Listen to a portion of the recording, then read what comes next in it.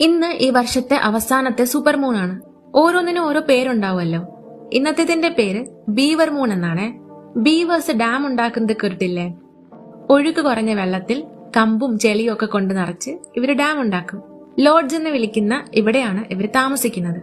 ഓട്ടം സീസൺ ആകുമ്പോ ഈ ഡാം ഉണ്ടാക്കുന്നതിന്റെ കൂടെ ഇവര് ആഹാരം കൂടെ ശേഖരിക്കും, നല്ല തടിയോ ഇലയോ ഒക്കെ. കാരണം ഡിസംബർ ആവുമ്പോ ഇവർ താമസിക്കുന്ന കുളമൊക്കെ തണുത്തുറയ്ക്കും. നവംബറിന്റെ ഈ ഒരു സമയത്ത് വിന്റർ സീസൺ തുടങ്ങുന്നത് കൊണ്ട് ഡാം ഉണ്ടാക്കുന്നത് നിർത്തി ഇവർ ശേഖരിച്ച ആഹാരമൊക്കെ ഉപയോഗിച്ച് ലോഡ്ജിൽ തന്നെ കഴിഞ്ഞുകൂടാൻ തുടങ്ങും. അതുകൊണ്ടാണ് ബീവർ മൂൺ എന്ന പേര്. ഭൂമിക്ക് ചുറ്റിലും ഒരു എലിപ്റ്റിക്കൽ ഓർബിറ്റിൽ മൂൺ ചുറ്റുന്നത് കൊണ്ട് അടുത്തു വരുന്ന പോയിന്റും ദൂരെ നിൽക്കുന്ന പോയിന്റും കാണും. ഇതിൽ അടുത്തു വരുന്ന പോയിന്റിലോ പോയിന്റിന് അടുത്തോ ആണ് മൂൺ എങ്കിൽ അവയെ വിളിക്കുന്ന പേരാണ് സൂപ്പർ മൂൺ. സാധാരണ പൂർണ്ണചന്ദ്രനേക്കാൾ 14% വലുതും 30% ബ്രൈറ്ററും ആവും സൂപ്പർ മൂണുകൾ.